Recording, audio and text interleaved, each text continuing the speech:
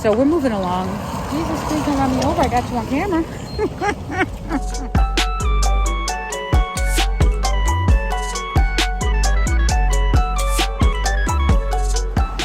Right, so actually the rain appears to be letting up. You can see the absence of rain clouds, so that's pretty good.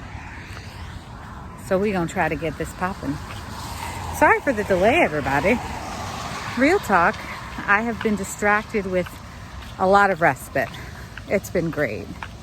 And then I almost neglected to upload because of a freaking boy. Can you believe that? Y'all, I gotta get my priorities straight. Honestly, what it is I'm still so sufficiently fueled that my libido is through the roof, you know. Distracted.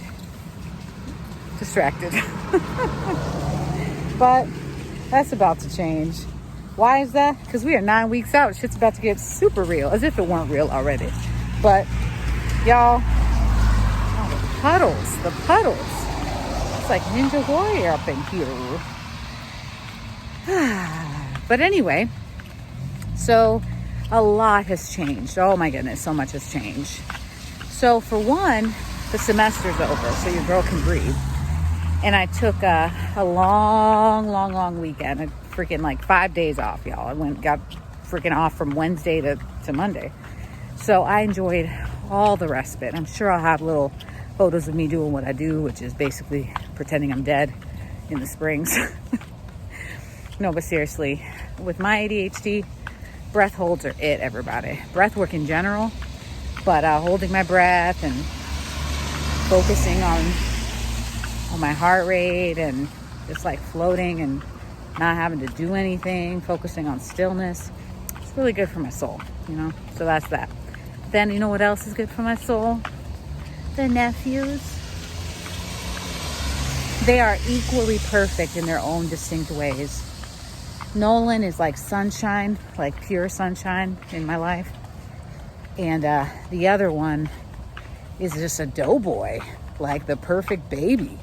Just like the cellulite on his chest, his rolls. I often refer to him as a butter croissant, just layers of butter, you know? So between the two of them, I mean, what more do you want? It's just a puddle of joy and joyness. So I got to enjoy their company.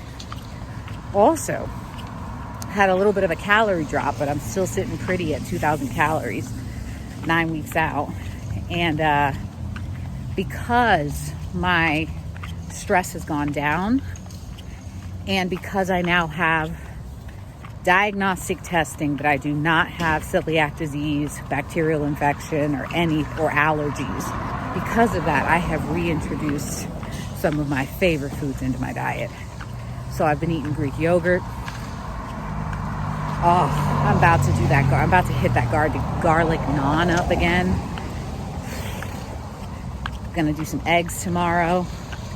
And so far, has had no effect on my digestion. It's crazy what stress can do to you. So I'm enjoying more whole foods. It's great. It's good stuff, everybody. Anyway, this will not be a long one, everybody. I really want to make sure that I post once a week because rolling into the show, it's cool to have the week by week. But I'm tired. I'm tired and I need to sleep. And editing these videos is a chore. A fun one, but a time suck just the same. So, what is there to say? Check-ins. Weight has been steadily going down, but we need to drive it down even further. I'm sitting at a new low, 153, but that's hardly anything when you consider that when my digestion was doing well, I got down to 154. So like, what is this, right? But it's still good because it's still progress. But things are about to get real, probably about to crank up the cardio. Coach and I are scheming on a new training split that prioritizes what needs to be prioritized a little bit differently. Also, of course, a little drop in calories. So we're moving. But here's a check-in photo. Posing is looking a little better. Can we agree? Because I had my posing session with my posing coach. And I'll be practicing. On that note, I think my face is leaning out.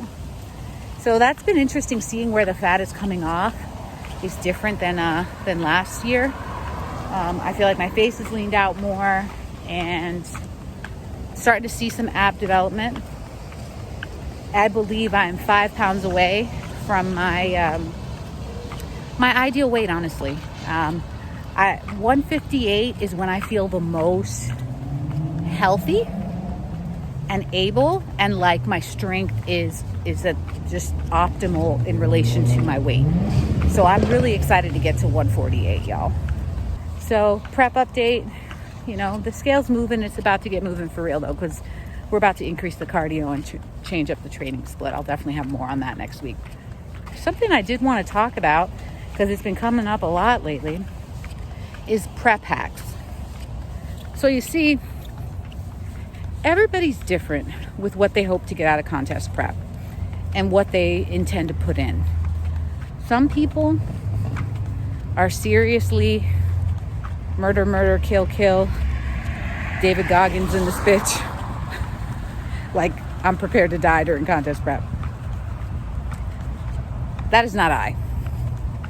I see bodybuilding contest prep as an opportunity to really test my lifestyle skills, to test my love of training, to test my knowledge about nutrition, to test discipline in regards to training and nutrition, to say nothing of the fun of the whole thing of going and competing and being around like-minded people and the pictures and the memories and all that fun stuff. It's about applying the skills that I allegedly have. Because I'll tell you, counting macros is not very exciting, I love it, but it's not very exciting, right? It's not something you can really brag about unless you're a bodybuilder. So it's kind of nice to be able to apply and reinforce some of those skills. So with that, you have some people that really, I don't want to say get off on, but really feel a certain amount of accomplishment for suffering through hunger, and that's not me. There are moments in prep where I am so proud of myself for pushing through discomfort. Like days when my legs are heavy and I'm so freaking tired, but I know I got 35 minutes of cardio to do when I need to get it in. And I'm just like, fuck, man.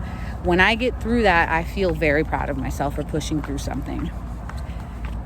It's just like a commitment to yourself, honoring your goals, honoring the promises you made to yourself. It's really nice to live that, to do that. However, there are certain discomforts. Also the discipline of making the right choices. In situations you didn't anticipate or whatever. Like just being able to think critically and make the right decisions, because and in this case, what's right is actually very easy to tease out, because it's like what keeps you on track is the right decision. So there's all that.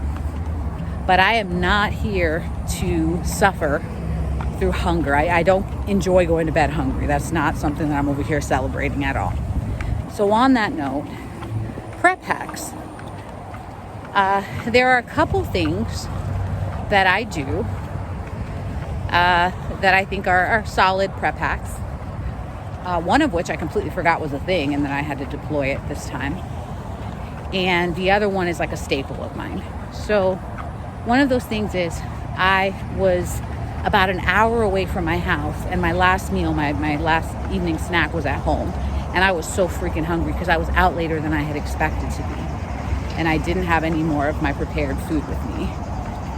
So it's like, okay, what do? Because naturally there's fast food restaurants and all these other things on the way home. And I'm freaking hungry. Like I'm fortunately not hypoglycemic, because I've been there. But I'm just like, the void in my stomach right now is one that water cannot fill, everybody. So there's a couple hacks for that. There are actually a couple. So the one that I did this time was I stopped at a grocery store and bought a bag of romaine lettuce and some mustard packets. And just like had that. Because that will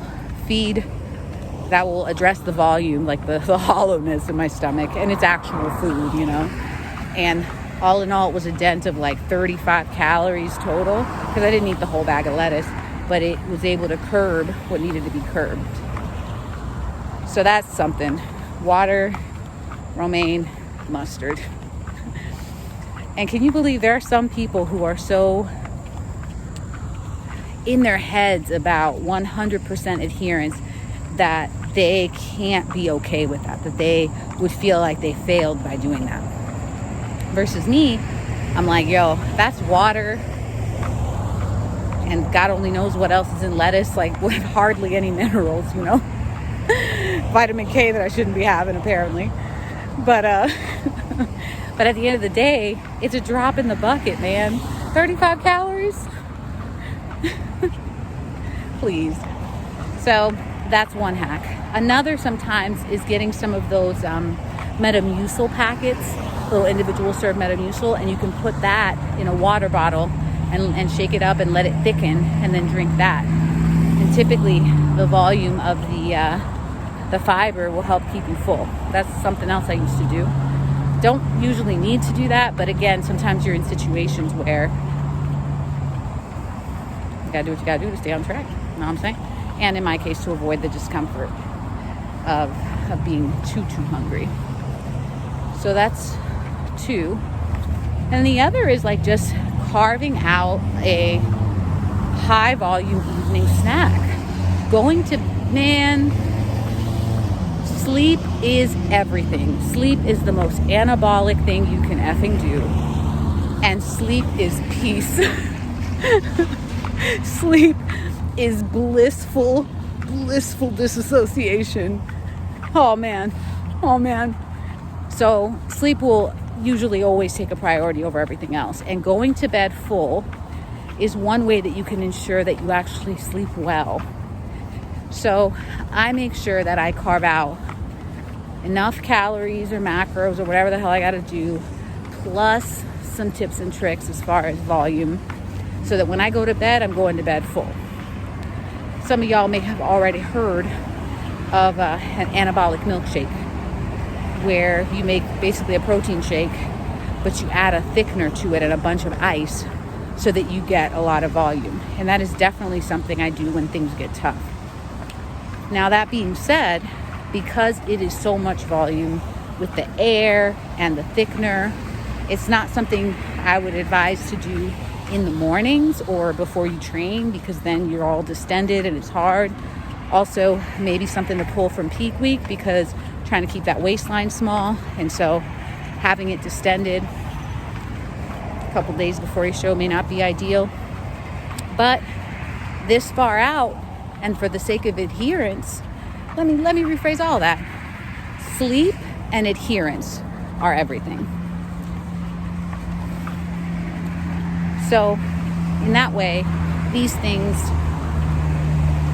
contribute to adherence and ensure more adherence than the alternative, which is starving or going to bed hungry and being miserable. So those are just a couple things.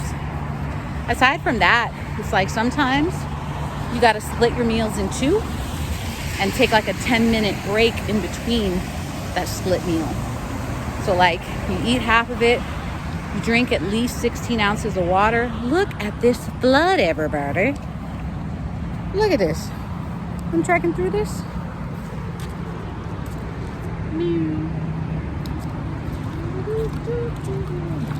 At least everybody's being calm and going slowly. They're driving rather slowly so as not to splash anybody. Because, like, it's pretty legit. That's how far we got to go, everybody. Let me just focus, okay? Let me just focus on this. All right, so we cleared that hurdle. Not like it was much, but you know. And I got about 8,000 out of my 10,000 steps out of the way, and I still got a little ways before I get home. So we'll probably be all right. Anyway, so prep hacks, but more importantly, planning ahead. Man, so whether you're following a meal plan or whether you're tracking macros, right? It is so important, and I see too many people not do this. Planning for contingencies, planning for emergencies, planning for outlier, like extraordinary circumstances, let's just say. Because I'll tell you right now, 100% is just not probable. Being 100% is just not probable. You could be 98% compliant. Like even when I was tracking macros, there's always that, you have to consider that food labels are allowed to be up to 20% off, which means you're likely going to be 20% off in your calculations. There's also just like generally, your daily energy expenditure fluctuates from day to day just based on any number of internal processes and external ones. You know, you might burn a little extra calories stressing out or pushing extra hard when you go to poop. I don't know. Either way, even if you account for steps, there's still variability in your day-to-day energy expenditure. You know, it's all about the average. It's all about like the bottom line at the end of the week and over the course of time. And so if you go into a weight loss endeavor expecting to be 100% adherent and not planning for a situation where you're thrown off, like for instance, you could forget something at home. I keep fucking doing that, everybody. I keep forgetting my avocados. So I switched from the little pre-packaged guacamole singles to actually buying avocados. I was like, you know what? I got this Costco membership, might as well. And I keep forgetting to cut and pre-measure my serving of avocado. And so I go to work and I have my meals minus the avocado. So what is one to do? Well, you move around your macros is what you do. But my point is, it's stuff like that on the daily, you know? There's just any number of things that could go not as planned. And if you don't have a contingency plan, it's like they say, if you fail to plan, you plan to fail. Or you fall victim to that all or nothing mentality and you're like, oh, well, I messed up, so let me just have this instead because it's here. Or fuck it, I'm just going to eat whatever. And that's the problem. That's not what you're supposed to do. That's not a recipe for success. So there's that. Also, you got to account for the fact that prep brain is real. Critical thinking, problem solving, all that shit is some high executive functioning shit. And in prep, you only got so much bandwidth for so long. So having a system in place, contingency plans, super important. Staying ahead of your meal plans, staying ahead of your meal prep, super important. Like just having at least the next day's food already ready, you know? So I guess that's my TED Talk for today, everybody, is the importance of planning ahead and having a contingency plan. Whether that's telling yourself, okay, if I'm starving, I will go buy some lettuce and I will just straight up eat that in the parking lot.